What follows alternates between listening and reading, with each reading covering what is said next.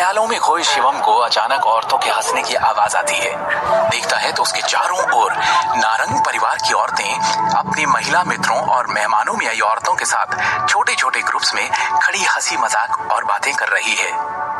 एहसास होने पर कि शिवम इतनी देर से औरतों के बीच घिरा अपने विचारों में डूबा था, जरा असहज हो जाता है और वहां से हटकर खड़े होने के लिए दूसरी जगह ढूंढने लगता है। तब तक उसकी नजर बार काउंटर पर पड़ती है, जिसके पास रखी एक लंबी टेबल पर नारंग परिवार के सारे दामाद मौजूद हैं। शिवम अब भी असहज है, पर इस असहजता का कारण कुछ और है। महंगे ब्रांडेड सूट बूट पहने, इंपोर्टेड वाइन, शैंपेन आदि के ग्लास हाथों में लिए चीयर्स करते हुए ये दामाद ऊंचे घरानों के हैं, बड़े बिजनेस और कंपनीज के मालिक। समाज में अपना नाम और रुतबा रखने वाले इन दामादों के सामने शिवम का कोई वजूद नहीं। उसके कपड़ों से ज्यादा चमक तो उनके जूतों की थी। दूर से ही दिखने वाले इस फर्क को और अपनी सोच को झटकता हुआ शिवम उस टेबल की ओर बढ़ने लगा और दामादों के बीच रखी एक खाली कुर्सी पर बैठ गया। सभी दामाद आपस में हंसी मजाक बातचीत कर रहे थे, एक दूसरे से बिजनेस कार्ड्स का आदान प्रदान कर रहे थे, टोस्ट कर रहे थे। किसी ने शिवम से मिलने की, यहाँ तक कि उसकी तरफ देखने की जहमत भी नहीं उठाई, जैसे वो यहाँ होते हुए भी था ही नहीं। तब तक ग्लास के खनकने के साथ ऐलान करती हुई एक आवाज आती है, सभी आ गए, शायद वक्त आ गया है एक जाम इस शाम के नाम पिया जाए। भीड़ को चीरता हुआ करण हाथ में वाइन का एक ग्लास हवा में उठाए उस तरफ बढ़ता है। उसे आता देख सभी दामाद मुस्कुराते हुए उसका स्वागत करते हुए अपनी अपनी कुर्सियों से उठ खड़े हुए। उनमें से एक चापलूसी के लहजे में कहता है, अरे एक जान तो आपके नाम भी होना चाहिए करण भाई, आप तो हर रोज एक टोस्ट डिजर्व करते हो। करण के चेहरे पर एक गर्व भरी मुस्कान आ जाती है, पर खुद को व्यवहार कुशल दिखाने के लिए वो बोल उठता है, डिजर्व तो आप सभी लोग भी बहुत कुछ करते हैं। नारंग खानदान के 4 दामाद, आज 5वें 10 जीजू भी ऐड होने वाले हैं। बहुत खुश हूं मैं आज। नारंग खानदान के 6 दामाद हैं, पर वो छठा दामाद शिवम है, इसलिए उसकी गिनती करना करण ने जरूरी नहीं समझा। पर शिवम की तो ऐसी बेइज्जतियों की आदत सी हो चुकी है, इसलिए वो शांत बैठा रहा।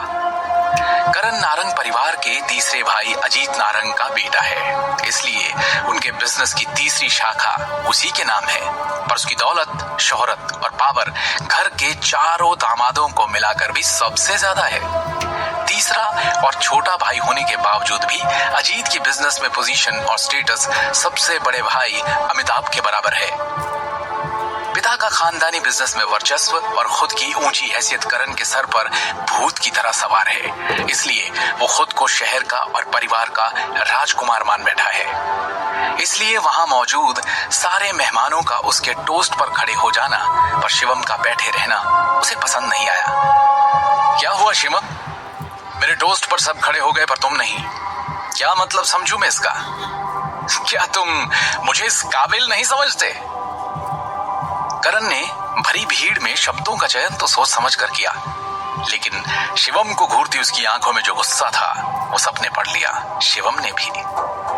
करण ने अब जरा ऊंची आवाज में कहा, मैंने तुम्हें ड्रिंक्स इसलिए ऑफर की ताकि तुम्हें अकेले कोने में बैठे अपनी 2 कौड़ी की औकात का एहसास ना होता रहे, अपनी हैसियत से कहीं बड़ी इस पार्टी में फिट हो सको, और तुम मुझे मना करोगे? हो क्या तुम? शिवम ने तो कुछ कहा भी नहीं था, पर सबकी नजरें उस पर टिक गई तो वो थोड़ा असहज हो गया, और जैसे ही वो खड़ा हुआ उसके मुंह पे छपाक से आकर वाइन गिरी जो करण ने फेंकी थी अपने ग्लास से। वहां मौजूद सारे मेहमान चौंक गए, बार काउंटर के इर्द गिर्द सन्नाटा छा गया, जिसे तोड़ते हुए करण ने बोला, शिवम मैं तुम्हें वाइन ऑफर कर रहा हूं और तुम पीने से मना कर रहे हो, ऐसा क्या कर दिया मैंने? क्या तुम मेरी रिस्पेक्ट नहीं करते? करण के अचानक सनकियों की तरह बदले लहजे ने एक पल के लिए शिवम को भी चौंका दिया, फिर दूसरे ही पल उसे याद आया कि ये करण नारंग है, उसे नीचा दिखाने के लिए कुछ भी कर सकता है। शराब से नहाए हुए शिवम के चेहरे को उसकी गर्मी महसूस हो रही थी, उसके कपड़े भी शराब से और उसकी महक से तर हो गए। सबने अपनी आंखों से सब कुछ देखा, लेकिन किसी की कुछ कहने की हिम्मत नहीं थी। शिवम का साथ देना तो दूर, वो अब भी उसे हीनता और अपमान की नजरों से देख रहे थे। आज करण ने हद पार कर दी। शिवम का गुस्सा 7वें आसमान पर था। उसने मुट्ठियां भींची और करण की आंखों में ऐसे देखा मानो आज उसकी शामत है। एक पल को तो करण भी चौंक गया, पर इसके पहले कि शिवम मुट्ठियों का घुसा बनाकर करण के मुंह पे जड़ता, उसे दृष्टि याद आ गई। वो जद्दोजहद याद आ गई जो वो कर रही है अपने पापा के लिए, और शिवम का हाथ वहीं रुक गया। क्योंकि अगर ना रुका तो दृष्टि की जिंदगी और दूभर हो जाएगी, उसकी सारी कोशिशें नाकाम हो जाएंगी। किसी तरह एक बार फिर खून का घूंट पीकर शिवम ने खुद पर काबू किया और दोनों हाथों से अपना चेहरा साफ करते हुए शांत लहजे में करण से कहा, रिस्पेक्ट चाहिए, ठीक है, मैं कोशिश करूंगा। करण उसे हैरानी से देखने लगा। उसे यकीन नहीं हो रहा था कि इतनी बड़ी बेइज्जती भी शिवम सह गया, वो भी बिना कोई तमाशा किए। उसने मन में सोचा, इतने में नहीं टूटेगा, 2 कौड़ी के तुझे तो मैं तोड़ के दिखाऊंगा। ये सोचकर उसके चेहरे पर एक कुटिल मुस्कान आ गई जो शिवम देख न सका, क्योंकि वो अपने हैंकरचीफ से अपने जूतों पर पड़ी वाइन साफ करने के लिए नीचे झुका है। करण उसके करीब जाकर खड़ा हो गया। जैसे ही शिवम जूते साफ करके वापस खड़ा हुआ, उसका सर हल्का सा करण से टकराया और करण लड़खड़ाता हुआ पास की एक टेबल से ऐसे टकराया जैसे शिवम ने उसे धक्का मारा। टेबल से लड़के जमीन पर गिरते वक्त उसने जानबूझकर मेजपोश को भींच लिया। जैसे ही वो गिरा, मेजपोश भी खींचा और उसके साथ टेबल पर रखी तमाम शराब की बोतलें, लोगों के लाए कीमती तोहफे और भी बहुत सी कीमती चीजें जमीन पर आ गिरी। कांच के सामान टूटने और बिखरने की आवाजें पूरे होटल में गूंज उठी। इस तेज आवाज ने होटल के कोने कोने में मौजूद हर एक शख्स का ध्यान आकर्षित किया और सभी हैरान होकर उस ओर इकट्ठे होने लगे। सबसे पहले भागते हुए तान्या आई, जिसके पीछे आई दृष्टि। भीड़ के बीचों बीच खड़े शराब में भीगे शिवम को देख और उसके सामने गुस्से में तमतमाए हुए करण को देख उसकी सांसें रुक सी गई। इन दोनों के पीछे आया तान्या का मंगेतर दर्श। शिवम, करण और दोनों के आसपास का मंजर देख दर्श का चेहरा उतर गया।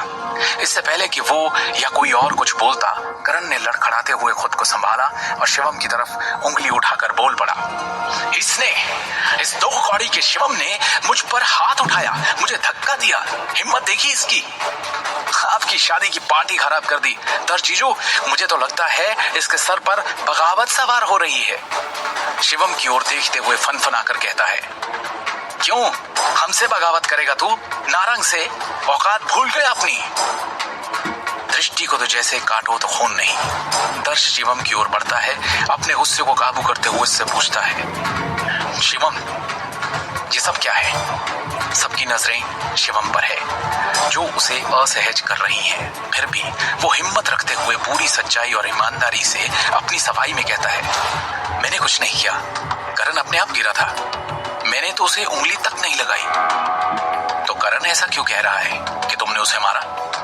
क्या वो झूठ बोल रहा है? दर्श ने शिवम के मुंह से सच सुनने की उम्मीद में गंभीरता से पूछा। मेरी बात पर यकीन नहीं तो इन सब से पूछ लो दर्श। इन सब ने देखा यहाँ जो भी हुआ, मैंने कुछ नहीं किया। शिवम ने बिना हिचकिचाए दर्श से कहा। तब तक करण बीच में शिवम पर इल्जाम लगाता फिर बोल पड़ा, अगर ये मेरी बहन और आपकी शादी की पार्टी ना होती दर्श जीजू, तो आई स्वेयर आज मैं इसे कहीं का ना छोड़ता, हाथ पैर तोड़ देता इसके।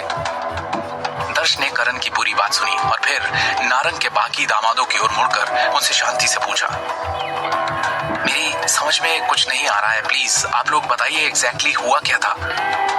करण ने कुछ सेकंड्स के लिए चालाकी से सभी दामादों से नजर मिलाई और वो समझ गए कि क्या कहना है। जैसे ही करण ने कहा, मुझे तो लगता है शिवम ने फ्री की ड्रिंक्स देखकर कुछ ज्यादा ही पी ली। हाँ, खुद भी पी और कपड़ों को भी पिलाई। एक दामाद बोल पड़ा। दूसरे ने कहा, देखिए ना, इसके पूरे बदन से शराब की महक आ रही है। अरे इतनी पीना क्यों कि होश खो दो। अभी तो ऐसे ही उठकर आया और करण भाई पर हाथ उठा दिया। बाकियों ने भी गंभीरता के साथ हाँ में हाँ मिलाई। हाँ, हमने भी देखा, शिवम ही आया था करण भाई से पंगा लेने।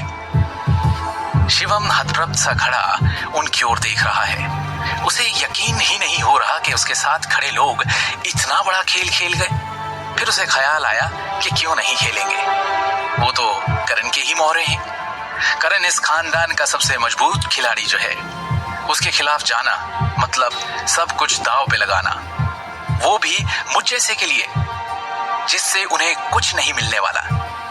ये सोच उसके चेहरे पर एक मुस्कान आ गई। इसके बाद उसने होंठ सिल लेना ही बेहतर समझा। कुछ पलों के सन्नाटे के बाद मेहमानों ने बड़ी बेरहमी से अपने व्यंग्य के तीर शिवम पर छोड़ने शुरू किए। कैसा इंसान है ये, हाउ लो क्लास। अरे मेरी तो समझ में नहीं आ रहा ये पार्टी में आया कैसे, नारंग ने आने कैसे दिया। इनमें से एक आवाज ने शिवम का ध्यान अपनी ओर खींचा।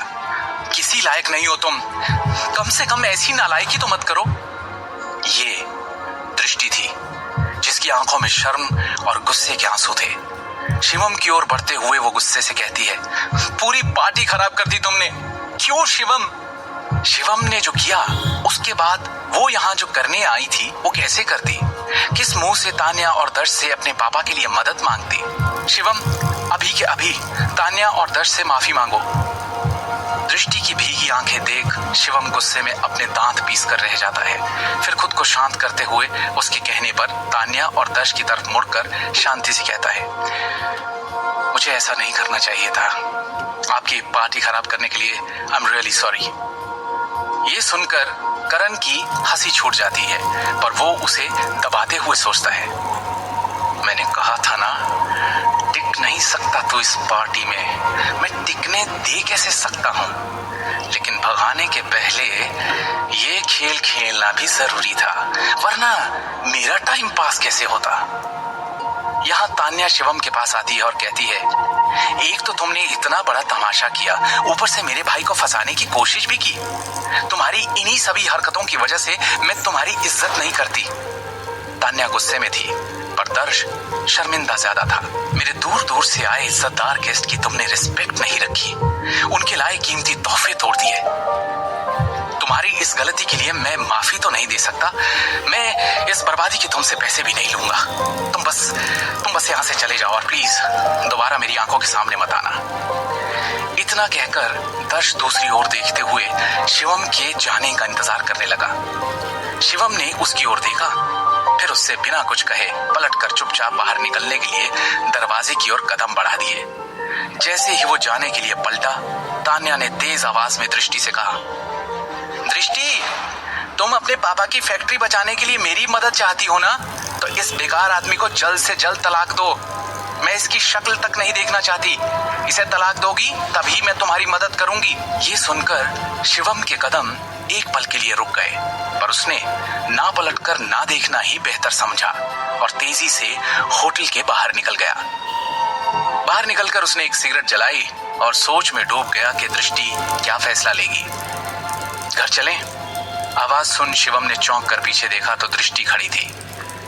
आंसुओं में उसका काजल फैल गया था, पर उसे वहां देख शिवम को एक सुकून सा मिला। चलते हैं, पर पापा के लिए अब दूसरा रास्ता क्या निकालोगी? दृष्टि ने फिर नाराज होकर कहा, तलाक तो हमारा एक ना एक दिन होना ही है, पर ऐसे किसी दूसरे के कहने पर नहीं, जब मैं चाहूंगी तब।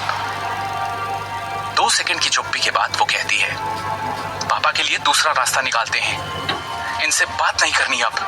तुम्हारी बेइज्जती मतलब मेरी बेइज्जती है, तो हम एक ही। दृष्टि के ये आखिरी 4 शब्दों ने शिवम का दिल छू लिया। कुछ कदम शांति से चलने के बाद दृष्टि ने अपने आंसू पोंछते हुए धीरे से कहा, मैंने अंदर तुम्हें जो भी कहा उसके लिए आई एम सॉरी। कुछ समझ नहीं आया, ठंडे दिमाग से सोचा तो लगा कि तुम करण पर बिना वजह हाथ क्यों उठाओगे, और तुम तो पीते भी नहीं। शिवम के कदम वहीं रुक गए।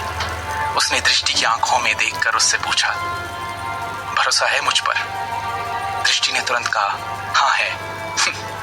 Thank you. इतना कहकर शिवम ने मन में ठान ली कि वो दृष्टि के इस भरोसे को कभी टूटने नहीं देगा। क्या ये एक नए रिश्ते की शुरुआत है? क्या दृष्टि शिवम को तलाक देने का अपना फैसला बदलेगी? आज शिवम के साथ पार्टी में जो हुआ उसका अंजाम क्या होगा? आगे की कहानी जानने के लिए सुनते रहिए Shivam the hidden warrior, only on pocket FM. Chhatarpur जिले में बसा ये घर आज से करीब 10 साल पहले बना था। तब से न कभी मरम्मत हुई न रंग रोगन, इसलिए इतना पुराना और जर्जर सा दिखता है। घर को देखे तो नहीं कह पाएंगे कि दिल्ली और उसके आसपास बसे नारंग ग्रुप ऑफ ज्वेलर्स के परिवार में से कोई यहाँ रहते हैं। लेकिन यहाँ रहते हैं भवानी नारंग के मझले बेटे अखिल, उनकी पत्नी सिमी, बेटी दृष्टि और दामाद शिवम और दृष्टि अभी अभी तान्या की शादी से घर लौटे हैं और उनके अंदर आते ही अखिल और सिमी गंभीरता से उन दोनों को देखते हुए सोफे पर बैठ गए। सिमी शिवम को तिरस्कृत नजरों से देखते हुए बोल पड़ी, हाँ, किस मुंह से वापस आए हो तुम घर पर शिवम? पता चला हमें आज वहां शादी में क्या हुआ। पता नहीं वो कौन सी मनूस खड़ी थी जब ये दुर्भागी हमारे घर आया। आज फिर हमारे किए कराए पर पानी फेर दिया तूने। ये कहते हुए सिमी ने अपने पैर पटके और उठ खड़ी हुई, लेकिन इससे पहले कि वो कुछ और कहे, दृष्टि आगे बढ़कर कहने लगी, बस करो माँ, इसे डांटना बंद करो। वहां शादी में जो कुछ भी हुआ उसमें शिवम की कोई गलती नहीं थी और तान्या और उसके पति दर्श की वैसे भी हमारी मदद करने की कोई मंशा नहीं थी। उसकी बात सुनते ही सिमी का खून खौल गया और वो उस पर बरस पड़ी। बेवकूफ लड़की, तो अभी भी इसी की तरफदारी कर रही है क्या? कुछ नहीं सहा तूने इसकी वजह से। इसी की वजह से आज तू ऐसी बेकार जिंदगी जी रही है। काश तूने किसी अमीर खानदान में शादी की होती। और दृष्टि जैसे करारा जवाब दांतों तले दबाए बैठी थी। मुझे तो ये समझ नहीं आता माँ कि आप हमेशा दूसरों पर निर्भर क्यों रहती हो? कभी खुद पर भरोसा करना भी तो सीखो। खुद पर भरोसा? ठीक है, ये भी सही है, मान लेती हूँ तेरी बात, सही है। बाहर वाले तो सुनाते ही हैं, अब तू भी शुरू हो जा। ये कहते हुए सिमी ने दृष्टि को एक कड़वी सी मुस्कुराहट दी और नजरें घुमाते हुए अखिल की तरफ गुस्से से देखा। अखिल अभी भी सोफे पर ही शांति से बैठा हुआ है। सिमी को घूरते हुए देख उसने धीरे से खुद से कहा, लगता है अब मेरी बारी है। और इतने में सिमी अखिल से बोल पड़ी, मेरी बेटी दिन रात इतनी मेहनत करती है, हर दिन जूझ रही है, पर तुम्हारा क्या? तुमने कुछ किया है उसके लिए आज तक? अखिल ने चिंताजनक होकर एक गहरी सांस ली और शिवम, जिसे शायद पहले से ही पता था कि घर पर ये सब होने वाला है, उसने परवाह न करते हुए धीरे से सबसे नजरें बचाकर किचन की तरफ अपना रुख कर लिया। खाना लग रहा है। शिवम पूरा खाना बना चुका था और ये कहते हुए टेबल पर प्लेट्स लगाने लगा। सारा परिवार खाने की टेबल पर पहुंच तो गया, लेकिन सब एकदम चुप हैं। शिवम, तान्या ने आज जो कुछ भी कहा वो तुम्हें पता तो चल ही गया होगा। ये कहते हुए सिमी ने शिवम की तरफ गंभीरता से देखा। माँ, ये कहते हुए दृष्टि ने अपनी चम्मच प्लेट में पटकी और चिल्ला पड़ी, मैं किसी के दबाव में आकर शिवम को तलाक नहीं दूंगी। सिमी ने दृष्टि को घूरते हुए कहा, क्या? अब ये मत कहना कि तू इसे अब भी पसंद करती है। तुझे सच में अपने पापा की फैक्ट्री की हालत दिखाई नहीं दे रही? कितने सारे वर्कर्स की तो पता नहीं कितने महीनों की तनख्वाह देना बाकी है। अब तो बस खुद को दिवालिया घोषित करना बाकी रह गया है। ऐसे ही चलता रहा तो वो दिन दूर नहीं जब हम सब सड़क पर कटोरा पकड़े नजर आएंगे। और तुझे क्या लगता है शिवम भरी महफिल में तान्या और उसके पति को नीचा दिखाकर आएगा, करण पे हाथ उठाएगा और वो बदला नहीं लेंगे? अभी भी कह रही हूं, मान जा। इससे तलाक लेना ही इस वक्त हम सब के लिए अच्छा है। दृष्टि दांतों तले जीभ दबाए बैठी रही और कुछ नहीं बोली। अपनी बेटी को ऐसे देख सिमी कठोर स्वर में बोली, क्यों अखिल, तुम ऐसे ही मुंह में दही जमाए रहोगे? तुम्हें नहीं समझाना अपनी बेटी को कुछ? अखिल के चेहरे पर मजबूरी साफ थी और इसलिए वो चुपचाप बैठे रहे। अपना खाना खत्म करके शिवम ने अपने बर्तन धोए और चलते हुए अपने कमरे में आ पहुंचा और फिर वो अपने बेड पर पांव मोड़कर एक आराम करते हुए अजगर की तरह बैठ गया। ध्यान ध्यान या मेडिटेशन करने की महारत उसने पिछले कुछ सालों में ही पाई थी। बाहर की मलिन दुनिया में जो भी चले, यही बस एक वक्त होता है उसके मन को शांत करने का, क्योंकि इस वक्त उसका दिल जरा भी नहीं डगमगाता। शिवम के लिए मेडिटेशन उसके शरीर के अंदर दिन भर में जमा हुई गंदगी बाहर निकालने का एक जरिया है। जैसे पानी में धूल, वैसे ही इस नश्वर दुनिया के मामले अंततः नीचे बैठ ही जाएंगे। और तभी शिवम ने आगे हाथ बढ़ाया और बेड के साइड में रखा एक काला पत्थर उठाया। उसे मुट्ठी में बंद कर जैसे ही उसने हाथ को हल्के से घुमाया, वो पत्थर राख बन उसकी उंगलियों के बीच में सरक गया। शिवम की आंखों में उत्साह भर गया और उसने खुद से कहा, भस्म शक्ति ने अपना रूप ले लिया है। उसके गुरु ने भी तो यही कहा था कि वो तक्षक महल का वंशज तभी माना जाएगा जब वो अपनी अंदरूनी शक्तियों को जगा लेगा, और तब उसकी तलाश शुरू होगी ढूंढने के लिए रायजादा परिवार के लोगों को, जिनसे वो अपने गुरु के निशानी के तौर पर दिए जेड पत्थर की मदद से मिल पाएगा। वही वो पल होगा जब शिवम अपनी जिंदगी को बदल पाएगा। सिर्फ इतना ही नहीं, इसके साथ ही शिवम के हाथ वो सब भी लगेगा जो आम इंसान की पहुंच में नहीं, जैसे कि पौराणिक औषधियां, धन और उसके पूर्वज। यही तो होता है इस विद्या में। इसमें किसी के वैभव और उसकी शक्ति की कोई सीमा नहीं है। हालांकि एक इंसान का सामना उसके पूर्वजों से और इस सदियों पुरानी विद्या के महारथियों से तभी होता है जब वो अपने अंदर की शक्तियों पर जीत हासिल कर लेता है, उन्हें जगा लेता है। तब कहीं जाकर वो उस ऊर्जा को पहचान पाता है जो उसे एक आम आदमी की जिंदगी से बहुत ऊपर ले जाने वाली है, शक्तियों की दुनिया में। तक्षक महल के सदस्यों को शक्तियों की इस जागीर के साथ एक बहुत ही महत्वपूर्ण चेतावनी भी दी जाती है। चारों तरफ से दुश्मनों की नजर उन पर है और इसी कारण से वो कभी भी तक्षक महल से अपने संबंध को लोगों के सामने उजागर नहीं कर सकते, वरना उनकी जिंदगी पर ऐसा खतरा आ खड़ा होगा जो किसी ने सोचा भी नहीं होगा। अपने गुरु का निशानी के तौर पर दिया हरा पत्थर अपने हाथों में घुमाते हुए शिवम ने सोचा, मेरी आंतरिक शक्तियां पूरी तरह से जागृत हो चुकी हैं। अब वक्त आ चुका है मामले को अपने हाथ में लेने का, एक्शन में आने का। उसकी आंखों में उत्साह की चमक साफ झलक रही है। आखिर क्या है ये तक्षक महल और उसके सदस्यों की कहानी?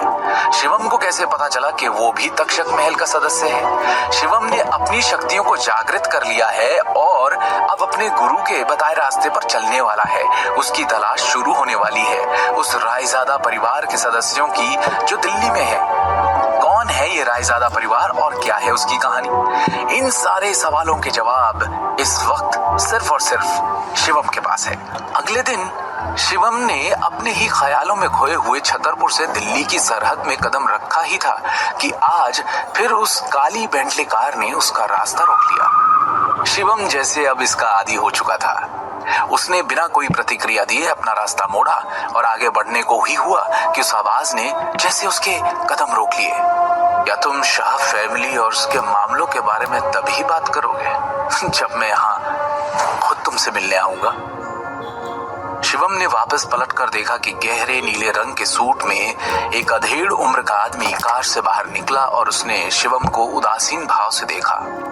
मध्यम आयु वर्ग का वो आदमी अपने चेहरे पर कोणीय विशेषताओं के साथ लंबा और सीधा खड़ा था। जोश से भरी आंखों के साथ वो एक गरिमापूर्ण और भव्य उपस्थिति के साथ शिवम को देखता रहा। उसके चेहरे की रूपरेखा को देखते हुए कहा जा सकता है कि वो व्यक्ति दिखने में शिवम से काफी मिलता जुलता लग रहा था। मैंने कभी नहीं सोचा था कि आप यहाँ खुद आकर मुझसे मिलने के बारे में सोचेंगे आना तो बहुत दूर की बात है, शिवम ने ठंडी मुस्कान के साथ कहा। पिछली बार 10 साल पहले शिवम ने इस आदमी को देखा था जो और कोई नहीं बल्कि उसका पिता भावेश शाह है, जिसे शिवम पहचान कर भी नहीं पहचानना चाहता था। मुझसे न मिलने का तुम्हारा कारण मैं समझता हूँ, लेकिन क्या तुम अपने दादाजी को एक बार देखना नहीं चाहोगे? उनसे मिलना नहीं चाहते? भावेश ने पूछा। शिवम ने इन शब्दों की अपेक्षा कभी नहीं की थी। वो एक पल के लिए चुप रहा। पूरे शाह परिवार में उसके दादाजी ही तो एक ऐसे थे जिन्होंने हमेशा उसे अपनापन दिया। पूरे शाह परिवार में सिर्फ अपने दादाजी शिवम वर्धन शाह, जिनके नाम पर ही शिवम का नाम रखा गया था, उनका ही एक चेहरा उसे स्पष्ट रूप से याद था। शिवम को सोचते हुए देख भावेश ने कहा, इस बारे में बात करने के लिए ये जगह सही नहीं, चलो कहीं और बैठकर आराम से बात करते हैं। ये कहते ही उसने कार के दरवाजे की तरफ इशारा किया और शिवम उसे देखता हुआ खड़ा रहा। बस कुछ ही देर बाद शिवम और भावेश दोनों शांग्रीला एरोस होटल में बैठे थे। बड़े से कॉन्फ्रेंस रूम में वो दोनों बस अकेले ही मौजूद थे और एक लंबी सी टेबल के दोनों तरफ आमने सामने बैठे वो एक दूसरे को देख रहे हैं। तुम्हारे दादाजी पिछले 2 साल से बिस्तर पर हैं, बहुत बीमार हैं। अपने बिगड़ते स्वास्थ्य के बावजूद वो बस एक ही जिद लेकर बैठ गए हैं कि केवल एक बार फिर तुमसे मिलना चाहते हैं। वो बस चाहते हैं कि तुम वापस आ जाओ। भावेश ने एकदम धीमी आवाज में कहा, तुम्हारे चाचा की भी शादी हो चुकी है, लेकिन तुम्हारे ताऊजी और चाचा जी के यहाँ केवल 2 बेटियां हैं। इस पीढ़ी में सिर्फ तुम ही बचे हो अब, जिसमें शाह खानदान का खून है, शाह खानदान का इकलौता दावेदार। शिवम ने खुद को नीचा दिखाने के लिए बुदबुदाया, तो आप चाहते हैं कि मैं परिवार की विरासत के लिए आपकी सौदेबाजी का हथियार बन जाऊं? तुम सच में भूले हो, भावेश ने ठंडे स्वर में कहा। हमारे परिवार का जो व्यापार है उसकी अनगिनत शाखाओं के अलावा हमारे शाह परिवार का दिल्ली और उसके आसपास के इलाकों में बड़ा पारिवारिक व्यवसाय है। परिवार के नियमों के अनुसार अगर परिवार के मुखिया की मृत्यु हो जाती है और तीसरी पीढ़ी को संभालने वाला कोई नहीं है तो परिवार के मुखिया को दूसरे परिवार से बदल दिया जाएगा और उसी समय से शाह परिवार पर हमारी शाखा का शासन नहीं होगा। और इससे मुझे क्या लेना देना? शिवम ने शांति से पूछा। तुम्हारे दादाजी के बीमार पड़ने के बाद से ही पिछले कुछ वर्षों में तुम्हारे चाचा और ताऊजी पहले से ही परिवार की विरासत और सत्ता की हकदारी के लिए लड़ने की तैयारी में जुट चुके हैं, जिससे परिवार के भीतर एक जबरदस्ती का हंगामा हो रहा है। क्या तुम बस ऐसे ही हाथ पे हाथ रखकर बैठे रहोगे और कुछ नहीं करोगे, जब वहां तुम्हारे दादाजी के देखते देखते उनका बनाया हुआ साम्राज्य धूल में उड़ने वाला है? भावेश ने निराशा भरी नजरों से पूछा। शिवम थोड़ा झुंझलाया और उसने उपहास भरी मुस्कान से भावेश की तरफ देखा। आखिरकार वो अपने पिता भावेश के वास्तविक स्वरूप को भली भांति जानता था। सत्ता के लिए वो दूसरों की भावनाओं की परवाह किए बिना वो सब कर सकते थे जो करना पड़े और जरूरी बन जाए। अगर उसके दादाजी को गंभीर बीमारी ना हुई होती तो शाह परिवार में भावेश की स्थिति कभी हिलती ही नहीं। और तो और दिल्ली के शाह परिवार का दूसरा उत्तराधिकारी होते हुए वो अपनी स्थिति को कैसे कम कर सकता है और शिवम से मिलने के लिए छतरपुर आ सकता है? शिवम, तुम खुद ही सोचकर देखो कि क्या तुम वाकई में इस छोटे से नारंग परिवार में रहना चाहते हो और जिंदगी भर इस तरह अपमानित होना चाहते हो? भावेश ने शिवम से कहा। इस बात से एक चीज तो साफ थी कि भावेश ने न सिर्फ शिवम का ठिकाना पता लगाया था बल्कि उसके बारे में पूरी जांच पड़ताल भी करवा ली थी। कल नारंग परिवार की शादी के दौरान तुम्हें इतना बड़ा अपमान सहना पड़ा, लेकिन तुम में प्रतिरोध लेने की ताकत नहीं है। भावेश ने कहा, क्या तुम उनसे बदला लेने की शक्ति नहीं चाहते? क्या तुम नहीं चाहते कि तुम्हें वो रुतबा, वो शोहरत, वो ताकत मिल जाए कि तुम जब चाहो तब पूरे नारंग परिवार को अपने सामने पैरों पर घुटने टेकने के लिए मजबूर कर दो? भावेश के ये कहते ही शिवम ने उसकी तरफ देखा और फिर एक गहरी सोच में डूब गया। आखिर क्या चल रहा है शिवम के अंदर? क्या वो आखिरकार भावेश का प्रस्ताव स्वीकार कर लेगा और शाह मेंशन लौटेगा? क्या है तक्षक महल और शिवम के अंदर शाह खानदान का खून होते हुए भी उसका संबंध उस तक्षक महल से कैसे है? क्या है ये विद्या और क्या करेगा शिवम अब अपनी शक्तियों के साथ? आगे की कहानी जानने के लिए सुनते रहिए Shivam the hidden warrior, only on pocket FM।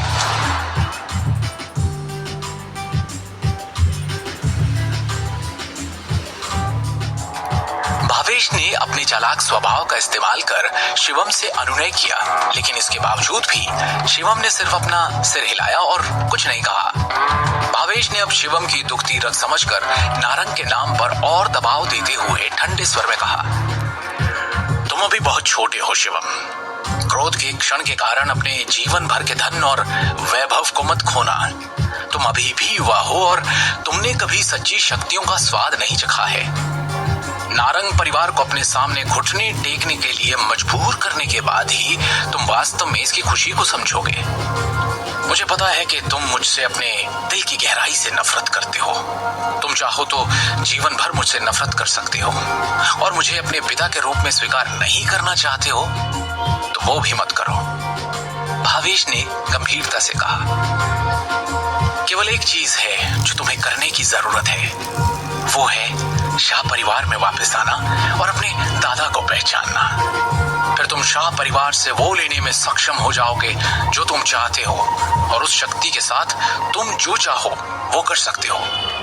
दिखने में इतनी सिंपल सी शर्त है, पर ये एक बहुत बड़ा मौका है जो तुम्हारे लिए शोहरत और ऊंचाइयों के सारे रास्ते खोल देगा। क्या तुम अब भी इसे स्वीकार करने को तैयार नहीं हो? शिवम ने स्पष्ट रूप से कहा, मुझे आपकी सहायता की कोई जरूरत नहीं है। भावेश अब थोड़ा झुंझलाया और उसने आह भरते हुए कहा, मैंने वास्तव में तब तुम्हारे और तुम्हारी माँ के साथ गलत किया था, लेकिन अगर तुम मेरी जगह होते तो शायद तुम भी ऐसा ही करते। एक आदमी जीवन में सब कुछ खो सकता है, हालांकि केवल एक चीज जो उसे नहीं खोनी चाहिए वो है वो शक्ति जो उसके हाथों में है। शिवम ने अपना सिर हिलाया और बेहद निराशा में आह भरी। पूरे एक दशक के बाद भी भावेश को अभी भी उसने उसके और उसकी माँ के साथ जो किया उसके लिए किसी प्रकार का पछतावा या अपराध बोध महसूस नहीं हो रहा था। इस समय वो वास्तव में अपने निर्णय को सही मानता था। वो एक ऐसे व्यक्ति का आदर्श उदाहरण था जिसमें भावनाओं की कमी थी और वो केवल अपनी दृष्टि में शक्ति चाहता था। शिवम ने खड़े होकर जाने से पहले कहा, मैं वापस जाने और अपने दादाजी से मिलने का समय चुनूंगा। हालांकि शाह परिवार के मामले का मुझसे कोई लेना देना नहीं है। भावेश ने शिवम को तीखी निगाहों से देखा। ठीक है, तुम जा सकते हो। मैंने तुम्हें पहले ही शर्तें बता दी है और तुम्हारे जवाब का इंतजार रहेगा। मुझे पता नहीं क्यों ये यकीन है कि तुम अंत में अपना विचार बदल दोगे। भावेश ने शांत आत्मविश्वास से कहा। शिवम की वर्तमान स्थिति को अच्छी तरह से समझते हुए उसे विश्वास था कि वो इस तरह के एक मोहक प्रस्ताव को अस्वीकार कर ही नहीं पाएगा। एक हारा हुआ व्यक्ति जो पिछले 2 साल से घर जमाई था, वो अपनी विकट स्थिति से बाहर निकलने और यहाँ तक कि एक ही बार में कामयाबी की चरम सीमा तक पहुंचने के इस सुनहरे अवसर को कैसे ठुकरा सकता है? जीवन में श्रेष्ठ कौन नहीं बनना चाहेगा? हाँ, आपने जो कहना है या करना है वो कीजिए। शिवम ने एक बार भी भावेश की तरफ पलट कर देखे बिना आत्मविश्वास से होटल छोड़ने से पहले उपहास भरे स्वर में कहा और वहां से निकल गया। नोएडा सिटी, पूर्वी जिला, रायजादा ग्रुप बिल्डिंग। शहर के केंद्र में स्थित ये इमारत 40 मंजिल लंबी और भव्य थी। रायजादा ग्रुप की बिल्डिंग शहर के सबसे समृद्ध जिले में निर्मित पूरे दिल्ली और उसके आसपास के इलाकों के बीच मील के पत्थर के रूप में खड़ी थी। जब से रायजादा परिवार कुछ साल पहले यहाँ दिल्ली शहर में आया है, इसने पूरे पूर्वी प्रांत में एक बड़ी सनसनी पैदा कर दी है।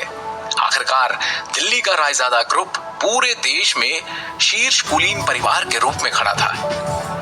इमारत के प्रवेश द्वार पर पहुंचकर शिवम गेस्ट हॉल में चलने के लिए आगे बढ़ा। सर, क्या मैं पूछ सकती हूँ आप किसे ढूंढ रहे हैं? रिसेप्शनिस्ट ने विनम्रता से पूछा। मैं आपके डायरेक्टर नितिन रायजादा से मिलने आया हूँ, शिवम ने शांति से कहा। आप डायरेक्टर रायजादा से मिलने आए हैं? क्या आपके पास अपॉइंटमेंट है? उस रिसेप्शनिस्ट ने फिर पूछा। कैजुअल स्ट्रीट वियर टाइप के कपड़े पहने शिवम किसी ऐसे व्यक्ति की तरह नहीं दिख रहा था जिसके पास डायरेक्टर नितिन रायजादा जैसे बड़े आदमी से बात करने की योग्यता भी हो। मिलना तो दूर की बात थी। पूरे दिल्ली और उसके आसपास के इलाकों में रायजादा ग्रुप के प्रवक्ता के रूप में डायरेक्टर नितिन एक ऐसे व्यक्ति थे जिनके पास बड़ी मात्रा में धन था।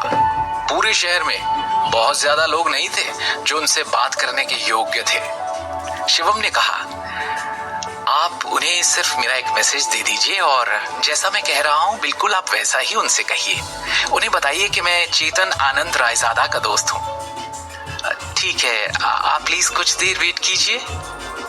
डायरेक्टर नितिन को कॉल करने से पहले वो रिसेप्शनिस्ट एक सेकंड के लिए झिझक गई, क्योंकि उसने रायजादा ग्रुप में चेतन आनंद रायजादा के बारे में कभी नहीं सुना था।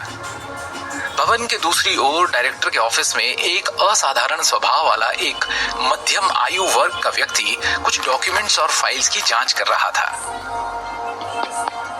कम इन।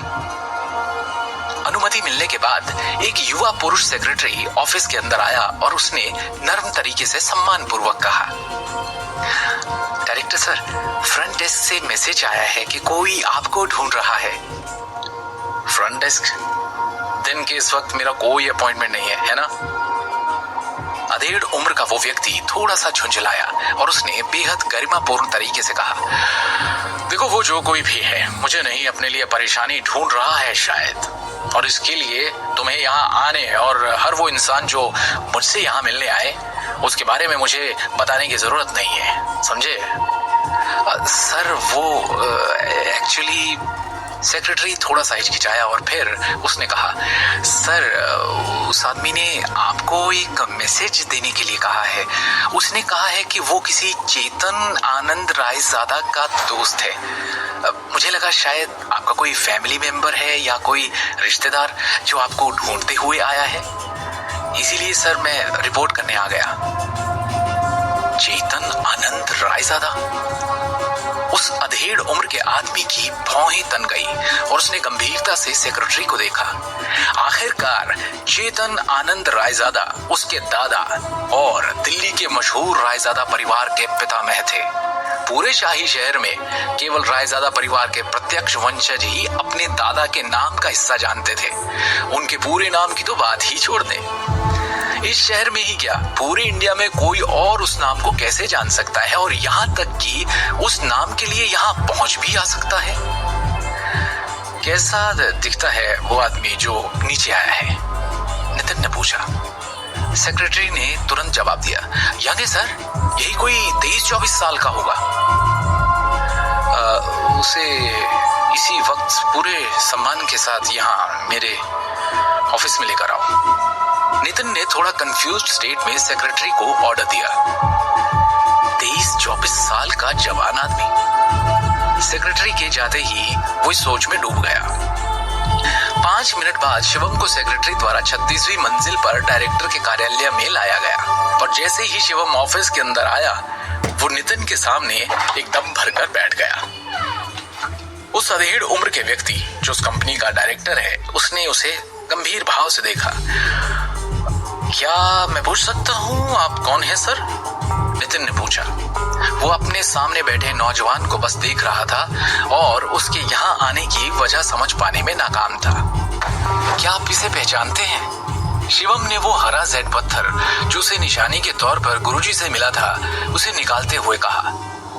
उस जेड पत्थर की सतह को जटिल पैटर्न के साथ उकेरा गया था, जबकि चरित्र रायजादा को केंद्र में अंकित किया गया था। ये तो, नितिन ने हैरान भाव से उस हरे पत्थर को देखा।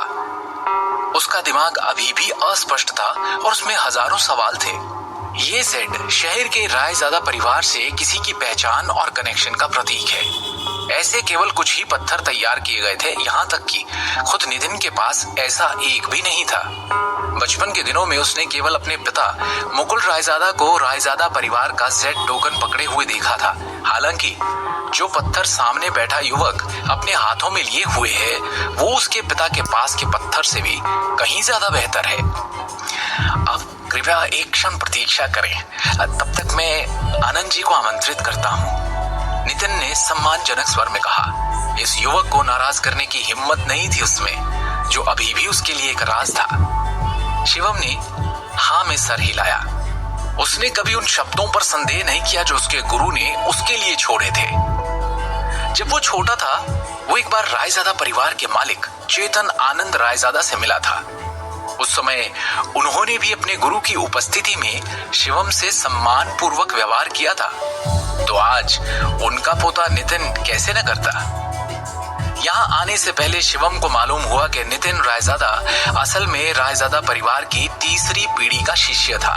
हालांकि उसे अपनी पीढ़ी का एक उत्कृष्ट शिष्य नहीं माना जाता था, फिर भी वो एक सामान्य व्यक्ति नहीं था, क्योंकि उसे पूर्वी प्रांत के रायजादा कॉरपोरेशन के प्रभारी के रूप में रखा गया था। रायजादा कॉरपोरेशन ने पूर्वी प्रांत में जो व्यवसाय किया, उसमें प्राचीन वस्तुएं, जेड पत्थर, गहने, चिकित्सा अनुसंधान, अचल संपत्ति और यहाँ तक कि वित्तीय निवेश भी शामिल थे। इन वर्षों में वो स्वाभाविक रूप से उद्योग जगत में व्यावसायिक शक्ति बन गए हैं। कुछ ही समय बाद नितिन सफेद बालों और दाढ़ी वाले एक बूढ़े व्यक्ति, जिसने लाल टैंक सूट भी पहना हुआ था, उनके साथ ऑफिस में लौटा। नितिन थोड़ा पीछे हुआ और वो आगे आए। नितिन सिर्फ बिजनेस के प्रबंधन का प्रभारी था। दूसरी ओर उसके परिवार के रहस्यों से संबंधित अन्य सभी मामलों को आनंद जी द्वारा नियंत्रित किया जाता था, जिसे नितिन के पिता ने भेजा था। वो बूढ़ा करीब 60 की उम्र का होगा, लेकिन उनकी चाल में सर्प जैसी तेजी थी। इसके अलावा उनकी तेज आंखें जोश से भरी थी, जबकि उनके शरीर में उच्च आत्माओं का उत्सर्जन था। शिवम के हाथ में जेड टोकन को करीब से देखते हुए बूढ़े ने एक सांस लेने से पहले अविश्वास में देखा और अपना परिचय दिया। मैं हूँ जतिन आनंद। क्या मैं आपका शुभ नाम जान सकता हूँ sir? Shivam. Brother Shivam Raizada group के लिए जेड टोकन लाए हैं। मुझे माफ करें, लेकिन क्या मैं आपकी पहचान का परीक्षण कर सकता हूँ? जतिन ने गंभीर अभिव्यक्ति के साथ कहा। जरूर। शिवम ने हाँ में सिर हिलाया। जतिन को एक नजर देखते ही शिवम बता सकता था कि वो एक साधारण बूढ़ा आदमी नहीं था। इसे देखकर एक बात तो साफ थी कि जतिन आनंद तक्षक विद्या की दुनिया में एक विशेषज्ञ थे। जवाब में सिर हिलाने के बाद जतिन ने अचानक अपनी कलाई को हिलाया और एक जेड गेंद को रोल करते हुए फेंका, जो हवा में घूमती हुई तेजी से शिवम की ओर जा रही थी। अचानक हुए हमले के बावजूद शिवम ने तेजी से अपनी तरफ आती हुई उस जेड बॉल को नंगे हाथों से पकड़ लिया और अपनी सीट पर बैठ गया। और जैसे ही उसने अपनी मुट्ठी खोली, उसकी उंगलियों के बीच से जेड धूल का ढेर फिसलने लगा। इस अप्रत्याशित दृश्य को देखकर नितिन की आंखें चमक गई। जतिन आनंद की अभिव्यक्ति भी फीकी पड़ गई और वो खुद से बुदबुदाए, एक आंतरिक शक्ति विशेषज्ञ इतनी कम उम्र में, कहीं ये उस इंसान का वंशज तो नहीं? रायजादा परिवार के एक बुजुर्ग के रूप में वो प्राचीन तक्षक विद्या से संबंधित गांधी परिवार के रहस्यों के संपर्क में आए थे। इस प्रकार वो मोटे तौर पर शिवम की असली पहचान का अनुमान लगा सकते थे। जतिन आनंद ने झुककर सम्मानपूर्वक कहा, मैं रायजादा परिवार की तीसरी शाखा का बड़ा जतिन आनंद आपका अभिवादन करता हूँ, महान Elder. Nitin Raizada great Elder का अभिवादन करता है, नितिन ने गंभीर स्वर में कहा। शिवम के हाथ में जेड टोकन रायजादा परिवार के महान बुजुर्ग की पहचान का प्रतिनिधित्व करता है। रायजादा परिवार के नियम बेहद सख्त थे और किसी को भी उनका अपमान करने की अनुमति नहीं थी। अपनी पहचान स्वीकार किए जाने के बाद शिवम ने थोड़ा सिर हिलाया। द ग्रेट एल्डर इस बार ईस्ट ब्रांच ग्रुप में आए हैं, क्या मैं आपके लिए कुछ कर सकता हूँ? जतिन ने गंभीरता से पूछा और उनके इस सवाल पर शिवम के अंदर हजारों बातों का तूफान सा उठ पड़ा, जैसे कि वो जानता था कि उसे अब क्या मांगना है। क्या मांगेगा Shivam Raizada group of companies से? क्या वो अपने कनेक्शन का इस्तेमाल करेगा या उसका इरादा कुछ और है? क्या संबंध है उसका इस रायजादा परिवार से और तक्षक विद्या से? क्या है ये तक्षक विद्या और आखिरकार किसका वंशज है शिवम गांधी? आगे की कहानी जानने के लिए सुनते रहिए Shivam the hidden warrior, only on pocket FM.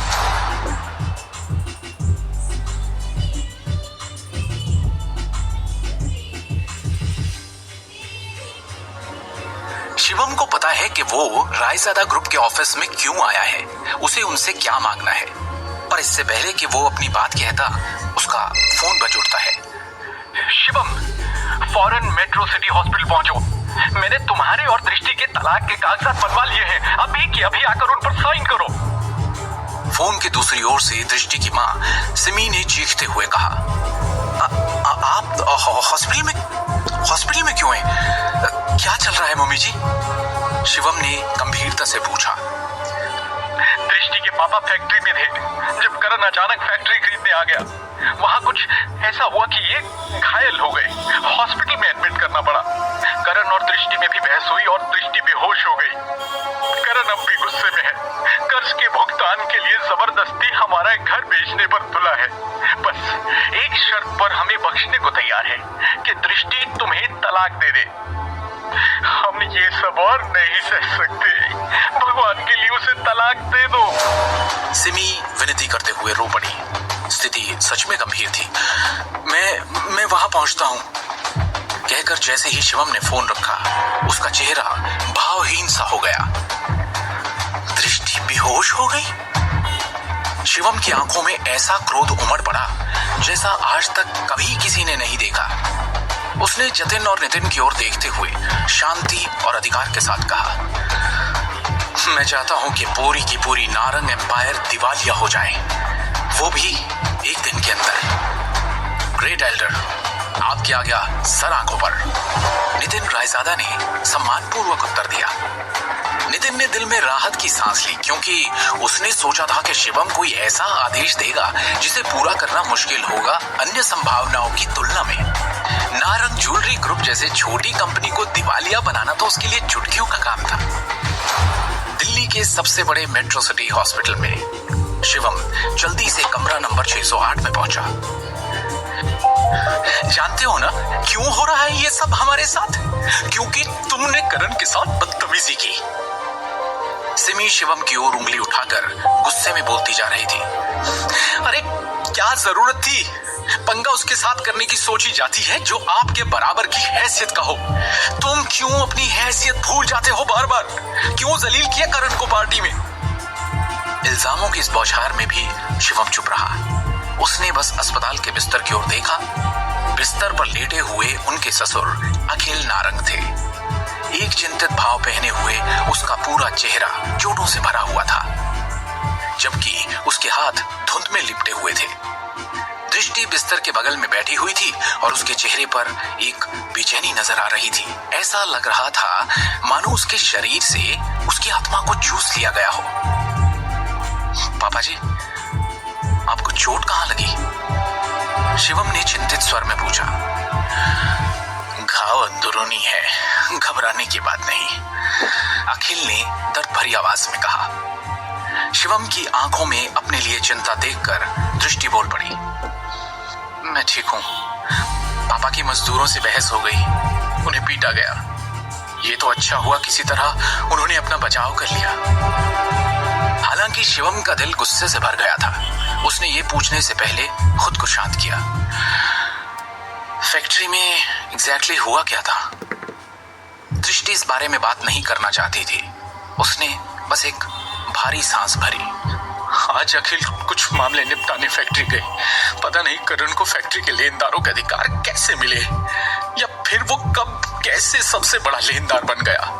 वो मजदूरों को फैक्ट्री की सारी मशीन तोड़ने फोड़ने के लिए उकसाने लगा। अखिल उनसे बात करने गए तो उन्होंने मिलकर इन्हें मारा। सिमी ने धीरे से कहा। मैंने और दृष्टि ने उसे समझाने की कोशिश की, पर वो हंसता रहा हम पर। फैक्ट्री की सारी मशीन उठवा ली उसने। फैक्ट्री खत्म हो गई, घर भी जल्दी ध्वस्त हो जाएगा। सिमी हालातों के कारण बौखला सी गई थी। चिल्लाकर कहती है, बहुत निर्दयी है वो लोग, और हम क्यों उनका निशाना बने? सिर्फ तुम्हारी वजह से शिवम, सिर्फ तुम्हारी वजह से। उस समय शिवम की आंखों में एक ठंडी रोशनी दिखाई दे रही थी। ये बात साफ थी कि इस बार करण उसे और दृष्टि के परिवार को पूरी तरह बर्बाद करने आया था। उसने न सिर्फ उनकी फैक्ट्री उजाड़ दी, बल्कि उस घर को भी सील कर दिया जिसमें वो रहते थे। घर और फैक्ट्री के लेनदार अब करण के हाथों में है। बोला उसने कि वो तुम दोनों का तलाक चाहता है। मैंने तो हाँ कर दी है। अब तुम में थोड़ी शर्म है तो साइन कर दो इन पेपर्स पर। सिमी ने निर्दयता से कहा। बस करो सिमी, बिस्तर पर लेटे हुए अखिल ने गहरी आवाज में कहा। हर बात का दोष शिवम को देना बंद कर दो। ये सब जिसके कारण हो रहा है वो मैं हूँ जो अपना परिवार संभालने में सक्षम नहीं है। वो मेरे भाई का बेटा है जो हमें हंसी का पात्र बनाने के लिए हमें बर्बाद करने पर तुला है। अखिल ने धीमी आवाज में कहा। इस बार मैं अपनी बेटी की बात सुनूंगा। अगर सबसे खराब स्थिति आती है तो हम उसे घर और कारखाना दे देंगे और दिल्ली शहर से बाहर चले जाएंगे। कम से कम हमें उनके चेहरे तो नहीं देखने होंगे। ये सुन सिमी भी खामोशी में डूब गई। अरे वाह, पूरा परिवार एक साथ। शिवम, 2 कौड़ी के उठाए हुए दामाद, अपना चेहरा दिखाने की हिम्मत कर ली तूने। अचानक कमरे के बाहर से हंसी की आवाज आई। करण यहाँ भी आ गया। एक जोड़ी धूप के चश्मे के साथ एक फैंसी सूट पहने उसके पीछे 2 अंगरक्षक थे। आपने मेरे सुझाव के बारे में क्या सोचा, 5वीं चाची, 5वें अंकल? करण ने उन्हें और भड़काने के लिए उद्देश्यपूर्ण ढंग से अपने शब्दों को लंबा खींचा। देखो, मैं तो आपके परिवार पर दया दिखा रहा हूँ। इस बेकार भिखारी को देखो, फैक्ट्री में इतनी बड़ी घटना हो गई और ये गायब। अब क्या करने आया है यहाँ? करण ने रौब झाड़ने के अंदाज में कहा। अगर मैं आज आपके बचाव में नहीं दौड़ा होता तो वो वर्कर्स तो आपकी जान ही ले लेते, है कि नहीं? एक तो खुद तुमने ये सब करवाया और अब हीरो बनने आ गए हो। बंद करो ये ढोंग करण। करण की बातों से तंग आकर दृष्टि फट पड़ी। करण की चालाक अभिव्यक्ति उनमें से कोई बर्दाश्त नहीं कर पा रहा था। अरे यार, आप लोग दया के लायक हो ही नहीं। ऐसे लोगों को पता है क्या कहते हैं? थैंकलेस। करण ने आ भरते हुए कहा। मैं चाहता था कि अखिल अंकल के सारे कर्जे बाहर के बाहर निपट जाए। क्या यह तरीका सही नहीं था उन्हें सेव करने का? मेरी जगह कोई और होता तो शायद आज ये जिंदा भी नहीं होते। करण ने कोमल स्वर में कहा। मैं तो बस मदद करने की कोशिश कर रहा हूँ। दृष्टि, मेरी बहना, तुम ठिकाने की फिक्र मत करना। खन्ना एंड खन्ना ग्रुप का एक बेटा रजत मुझे जानता है, तो तुम्हारे बारे में काफी पूछता भी है। क्या पता ठिकाने के साथ साथ तुम्हें नया पति भी मिल जाए। मुंह बंद करो और दफा हो जाओ यहाँ से करण। दृष्टि गुस्से में कांपती हुई चिल्लाई। नहीं, दफा हो जाओ। फिर ये मत कहना अखिल अंकल कि मैंने आपके परिवार को एक मौका नहीं दिया। अरे आपको तो एहसान मानना चाहिए, पर आप मानते नहीं। इसलिए मैं कल ही लेनदारों के अधिकार जारी कर दूंगा। बर्बाद हो जाएंगे आप सब। लोन शार्क्स तब तक आपके पीछे रहेंगे जब तक आप जिंदा हैं। क्या आप बकवास कर रहे हो? फैक्ट्री, घर और गहने गिरवी रखवा कर हम अपने सारे कर्जे चुका सकते हैं। क्यों पीछे पड़ेंगे लेनदार हमारे? दृष्टि ने सवाल किया तो करण ने गर्व से भरी मुस्कान दिखाते हुए कहा। उस घटिया ज्वेलरी प्रोसेसिंग फैक्ट्री के सभी उपकरण टूट गए हैं। 1 कौड़ी की औकात नहीं, उसको गिरवी कहाँ रखोगे? इसके अलावा तुम लोगों को अभी भी साइट के किराए का हिसाब देना होगा। अगर इसे ठीक से नहीं सुलझाया तो अखिल अंकल पर धोखाधड़ी का आरोप भी लगाया जा सकता है और हाँ, जेल भी हो सकती है। तुम? दृष्टि गुस्से में अपने होंठ काटते हुए ऐसे गरजी मानो अभी करण का खून कर बैठेगी।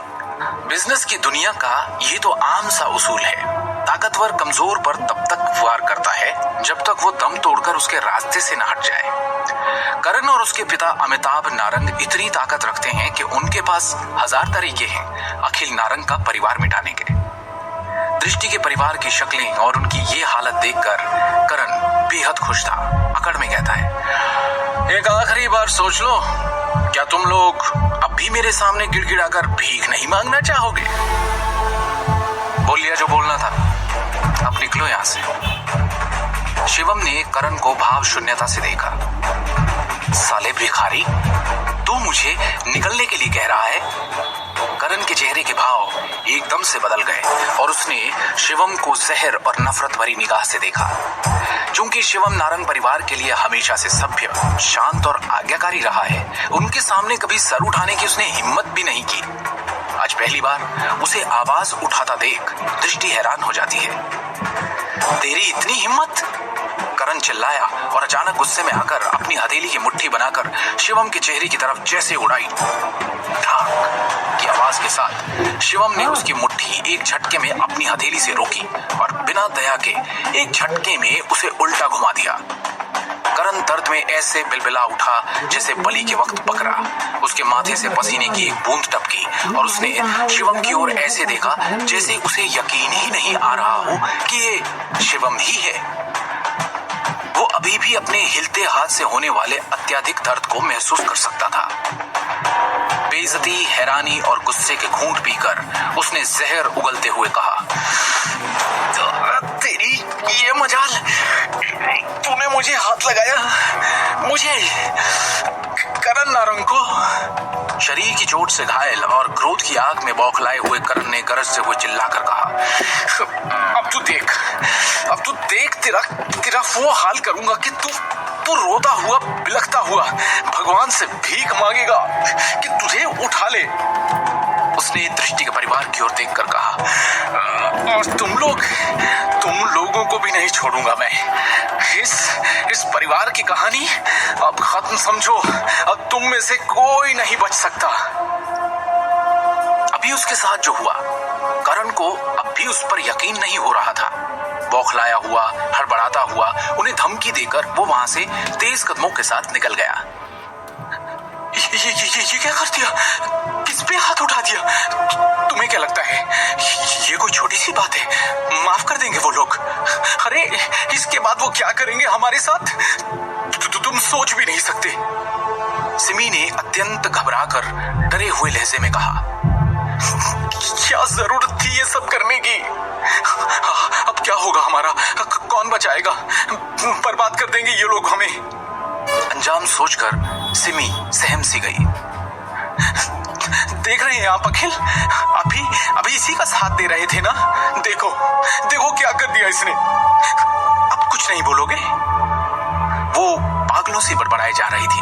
अखिल उसे देखता है, फिर शिवम की तरफ। अखिल के चेहरे पर कोई भाव नहीं है, डर का तो बिल्कुल भी नहीं। ऐसे मौकों पर इतना गुस्सा, हाथापाई, हिंसा से किसी समस्या का समाधान नहीं होगा। दृष्टि ने धीरे से कहा, मैं इस मामले को अच्छी तरह से संभाल लूंगा, इसीलिए आपको अब और चिंता करने की जरूरत नहीं है। शिवम ने स्पष्ट शब्दों में आत्मविश्वास के साथ पूरे परिवार से कहा, करण या उसके परिवार वाले हमारा कुछ नहीं बिगाड़ पाएंगे।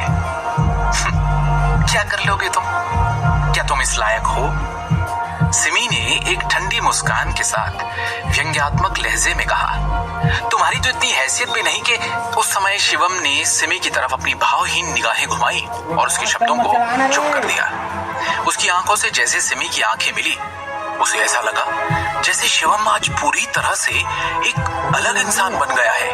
वो कांप गई। उसे डांटने के लिए जबान खोली थी, पर अब उसकी बोलती खुद ही बंद हो गई। शिवम ने दोबारा दृष्टि की ओर नम्रता के साथ देखा और प्यार से उसे आश्वस्त किया, फिक्र मत करो दृष्टि, अब कुछ बुरा नहीं होगा, मैं हूं ना तुम्हारे साथ। हालांकि दृष्टि को समझ नहीं आ रहा था कि क्या हो रहा है, फिर भी उसने अपने दिल में एक बड़ी गर्मजोशी महसूस की। शिवम ने धीरे से उससे पूछा, भरोसा है ना मुझ पर? इस सटीक क्षण में उसने पहली बार ऐसा महसूस किया कि वो उस पर भरोसा कर सकती है। हाँ है, उसने कहा और जवाब में सिर हिलाया। शिवम के करण पर हाथ उठाने का क्या अंजाम भुगतेगा दृष्टि का परिवार, या फिर शिवम सच में उन्हें बचा लेगा? क्या अपनी तक्षक विद्या का इस्तेमाल करने के लिए ये शिवम का पहला मकसद होगा? क्या अब नारंग परिवार शिवम का अलग रूप देखेगा? आगे की कहानी जानने के लिए सुनते रहिए Shivam the hidden warrior, only on pocket FM.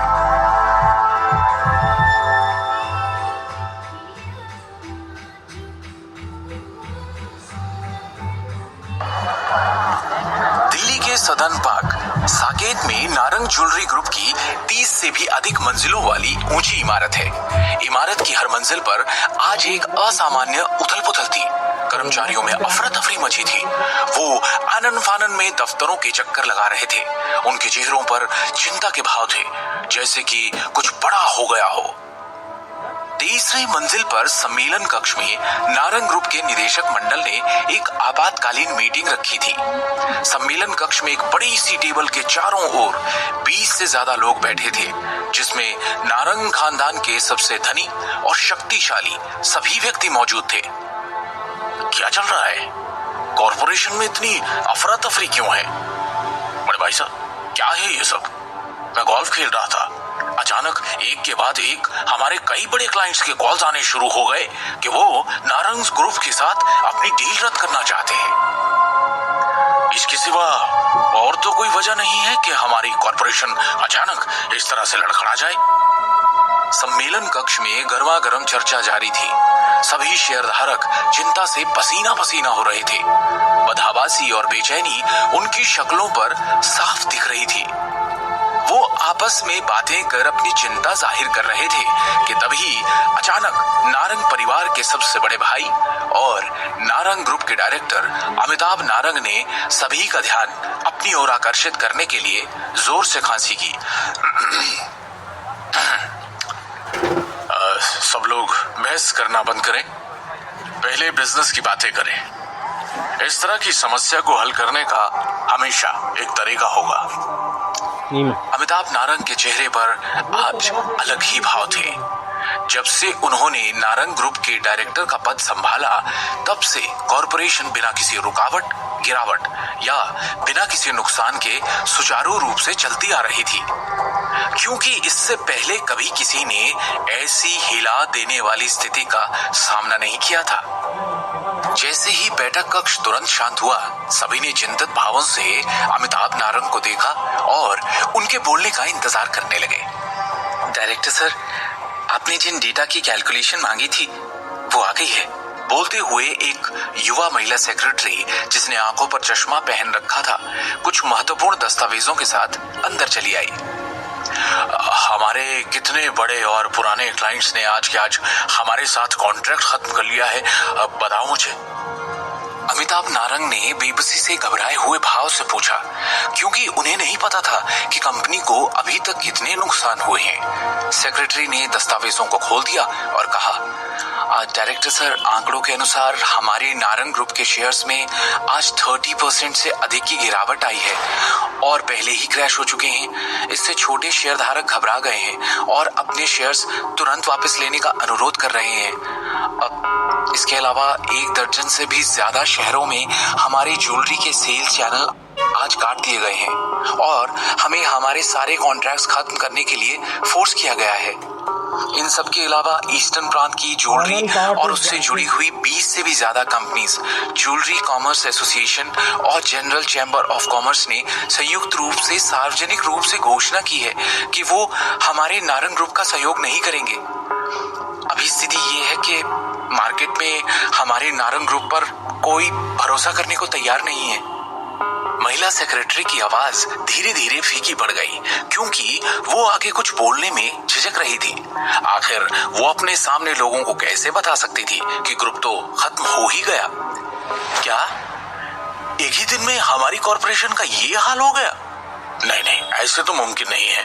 Mister Amitabh, आपने कुछ दिन पहले ही तो कहा था कि शेयरधारकों के लाभांश बढ़ रहे हैं, तो क्या वो सब झूठ था?